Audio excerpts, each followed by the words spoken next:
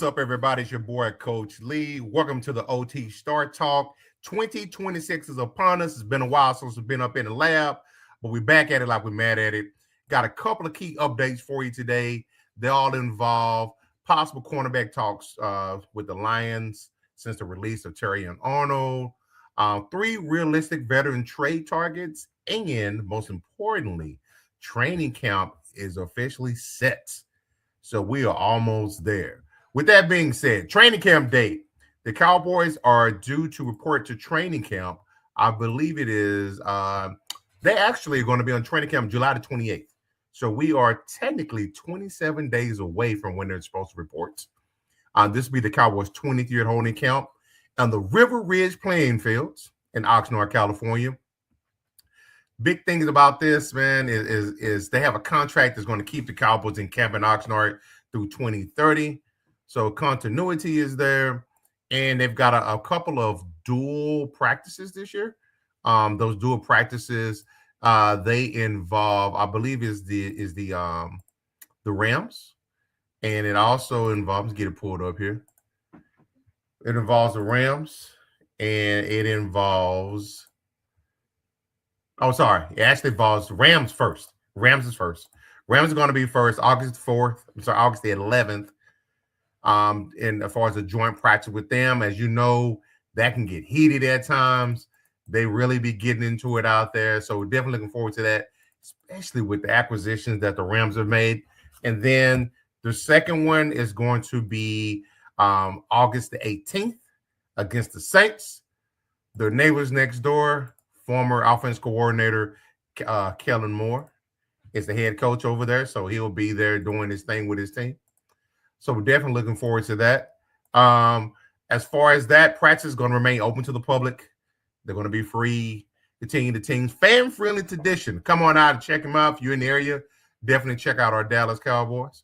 And I feel good about this year. I don't know about y'all. I'm not saying not going to be one of those fans that say this all year or anything like that, but I feel really good about what they've done this year. Next up. This one involves potential trade partners. You've got Terrion Arnold, who just recently got released by the Detroit Lions. Got a little bit of trouble. Let me get it pulled up here.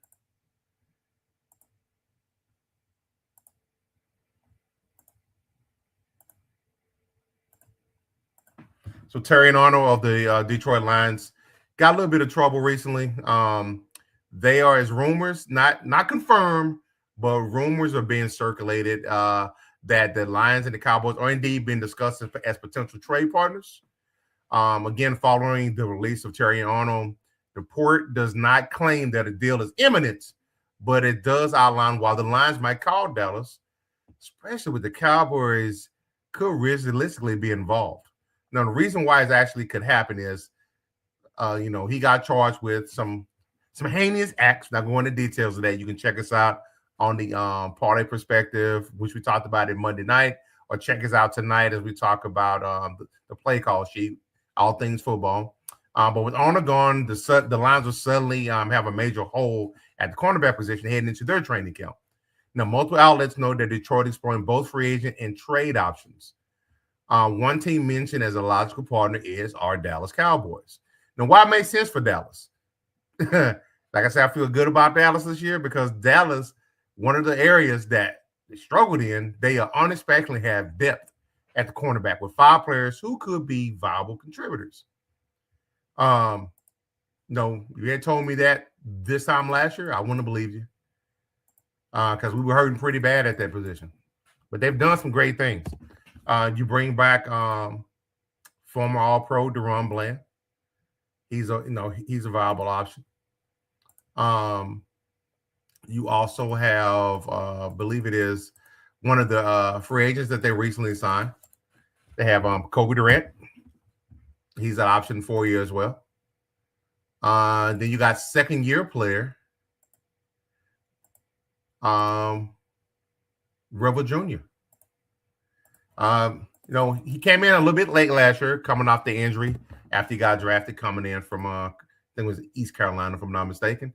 But he came in, there's been signs that he's not favoring that knee as well. He's got a little bit more trust in that knee. So that's good signs for all things else. But the one person who might be the most logical option that they would trade with is going to be Kalen Carson. Because I don't think Devin Moore is going to go anywhere. Kalen Carson is going to be a logical answer. With that being said, why points there? Because he's going to be likely to win, the starting boundary job. Cowboys are likely to give up Revel, who's a recent third-round pick, and Moore Durant was just added this offseason. Now, this doesn't mean that Carson will be traded. It only that he's the most logical piece if Dallas chooses to move someone. Now, Detroit could decide, it's just rumor why he fits for Dallas. It could go another way as far as it could go with available free agents. Former Cowboy, hate to say that, but I'm going to call him former Packer. Former All-Pro Trevon Diggs. They can do what they want to do with that. And then you got, I believe he is most recently with Buffalo. You've got Russell Douglas. He's available. They can talk to the Giants, Paulson, Adebo, Deontay Banks. They got a plethora of cornerbacks as well. So the Cowboys are just one of multiple avenues Detroit could explore, but it just makes more sense that potentially it could be Dallas. Now, another option that we got to look at is that as far as that particular one, you've got Cowboys could make some changes. Now, there are 3 realistic veteran trade targets that they can be targeting heading into training camp. Training camp again is only 27 days away. You got 3 guys that one of them actually 2 of them I really like. One of them is rumored. You've got kind of got a hole at the center position. I think the most recent team, this is Lloyd Cushenberry, currently with the Buffalo Bills. But Dallas lost the backup center, Matt Hennessy, to injury. And they've been experimenting with TJ Bass behind Cooper Beebe, who was a starter. Buffalo has a surplus of interior linemen, which makes Cushenberry a logical target if he squeezed out of the depth chart. He can give Dallas stable veteran option behind Beebe. Beebe missed a couple of games last year. And you never know how that's going to go as far as, your interior lineman. You never want that to be a reason why you lose games. And then at the same time, you don't want that to be a big glaring hole that you might have. And then back up behind the starter, Javonte Williams, Dallas needs a proven insurance policy. I think Connor, who I like, I think we mentioned him on a couple of shows. He's a physical, reliable veteran who has worked with the Cowboys OC, Clayton Adams, before. Arizona does have a crowded running back room, which makes him a realistic last-round pick acquisition. Now, I don't think they'll trade for him. He might get released. So he just got some, he has a little, what you call long in the tooth. And he got a little bit of miles on him. So he may just get outright, released. But we shall see. And the last person is Josh Sweat, also with the Cardinals. They're saying that, as far as he's concerned, he's very disgruntled where he's at right now. He could be moved. Now, Dallas has added Rashawn Gary. They got Malachi Lawrence and Ricky coming in, but questions remain about pass rush consistency. Now, Sweat have 12 sacks last year. That's good productivity. It would give Dallas a proven edge threat and reduce, the reliance on younger players. So there's a couple of things, just pointed out. I'm going to come back with you hot and heavy getting into the football season. Going to be back at it like we're mad at it, like we always do.